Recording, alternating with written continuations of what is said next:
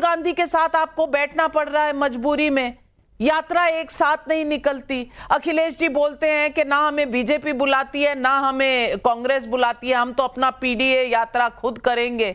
और दिक्कत यह है कि मोदी के खिलाफ भी खड़ा होना है। तो कहां जाएंगे, क्या करेंगे, चुनौतियां क्या है? राम आपके लिए चुनौती बन गए हैं क्या? ये दिन आ गए इस देश में?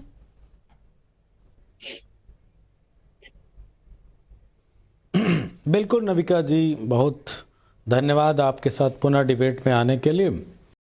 और अजय आलोक जी ने एक बड़ी बात कही जो शायद मेरे ख्याल से उनको नहीं कहनी चाहिए थी। उन्होंने कहा कि संजय निषाद जी ने जो बयान दिया वो पहले दिया था। आप राष्ट्रीय प्रवक्ता हैं बीजेपी के और मुझे लगता है कि आपको बिल्कुल करेक्ट फैक्ट्स बोलने चाहिए।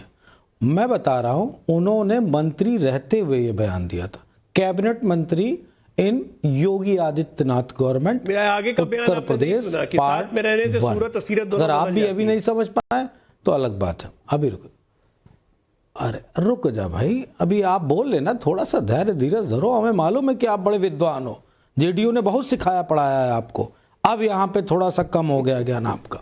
चलिए मैं बताता हूं। इन्होंने कहा मोदी जी का बहुत बड़ा सपना, मुझे लगता था 5 ट्रिलियन इकोनॉमी बनाना मोदी जी का बड़ा सपना था, और फिर मुझे लगता था इस देश से गरीबी मिटाना मोदी जी का सबसे बड़ा सपना था।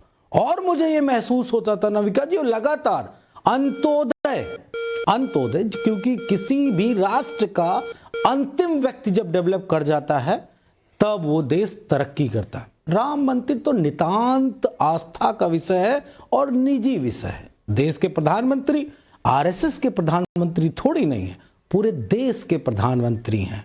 मेरे भी, आपके भी, अजय आलोक के भी और तहसीन पूनावाला के भी, और हमारे लेफ्ट के साथी विवेक जी के भी, सबके प्रधानमंत्री हैं। लेकिन कितना संकुचित कर दिया मोदी जी को। लेकिन नविका जी आपको मेरी तारीफ करनी पड़ेगी। उस दिन परसों ही मैंने आपसे कहा था कि बीजेपी के ट्रैपिंग में विपक्ष के लोग ना फंसें। अभी तक पूरा विपक्ष यही ढपली और राग लेके गा रहा था कि मोदी जी कैसे कर देंगे, उनको अपनी पत्नी के साथ प्राण प्रतिष्ठा करनी चाहिए, नहीं फिर ये प्राण प्रतिष्ठा सही नहीं होगी। मैंने जो आरोप लगाया था वो क्या गलत था क्या? कल ही खबर आ गई, अनिल मिश्रा जी करेंगे और सब पत्नी करेंगे प्राण प्रतिष्ठा मोदी जी की उपस्थिति में। इसीलिए विपक्ष से मैं लगातार अनुरोध कर रहा हूं, कुछ गुम्मद उम्मद मत देखो, मोदी जी को मत देखो। ये एक षड्यंत्र है आरएसएस और बीजेपी का विपक्ष को घेरने का। जबरदस्ती मुद्दों को राइज करके विपक्ष को इनकरेक्ट करके और आप पे, राम मंदिर पे और बीजेपी पे सवाल उठाएंगे और ये हमको धर्म विरोधी बताएंगे। इसीलिए मैं कह रहा हूं, इनके चक्कर में ना पड़ो। ये जो कर रहे हैं, मैं तो पहले ही घोषित कर चुका हूं, चंपत राय जी के साथ मेरी भी उद्घोषणा है कि मोदी जी भगवान विष्णु का अवतार है, वो कुछ भी कर सकते हैं। तो अब उस पर कोई सवाल नहीं उठा, ईश्वर की बात हो, कोई सवाल जवाब उस पर नहीं किया जाता, क्योंकि वो हमारी आस्था का और विश्वास का विषय होता है।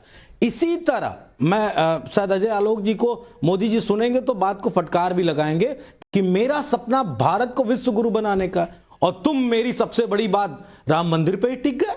ऐसा थोड़ी ना मोदी जी कहते हैं। मोदी जी हमेशा इस बात को कहते हैं कि मैं एक चाय बेचने वाला व्यक्ति था, स्टेशन पे चाय बेचते थे, पढ़ाई लिखाई भी नहीं की थी, उसके बाद भी वो भारत को बड़ा सशक्त बनाना चाहते हैं। सोचिए कितना डेवलप कर दिया है। 5 ट्रिलियन होने में थोड़ा समय नहीं लगेगा, बहुत थोड़ा समय और बचा है। लेकिन मैं फिर से नविका जी इस डिबेट के अपने फर्स्ट पार्ट में कहूंगा कि बीजेपी, आरएसएस और मौजूदा देश के प्रधानमंत्री राम मंदिर को जो भी कर रहे हैं वो बहुत अच्छा कर रहे हैं। जनता खुश है, 85 करोड़ लोग राशन पा रहे हैं। जब चुनाव आएगा तो लोगों को रिश्वत स्वरूप किसान सम्मान निधि दे दी जाएगी, बस देश का विकास हो जाएगा। कुछ ऐसा ही चलेगा। यादव जी, आप कितने खुश हैं और कितना आप कितना मुबारकबाद के आप पात्र हैं, ये तो आज दर्शक तय करेंगे। मैं कौन होती हूँ किसी को कुछ तमगा पहनाने वाली। लेकिन अजय आलोक जी, इनको आपने पूरा इनका जो स्टेटमेंट है वो सुना होगा।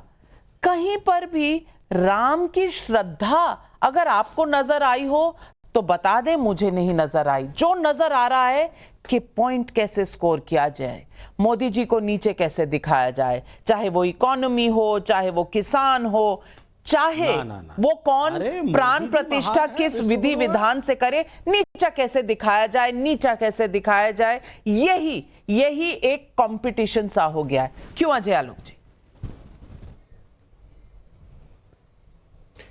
देखिए नविका जी, मनोज जी की बात में आपको कहीं पे कोई तार जुड़ते हुए नजर आ रहे हैं क्या? ये हताशा और निराशा का इतना अच्छा प्रकटीकरण है कि इससे अच्छा प्रकटीकरण तो मैंने आज तक देखा ही नहीं था। इसके लिए बधाई हो इनको।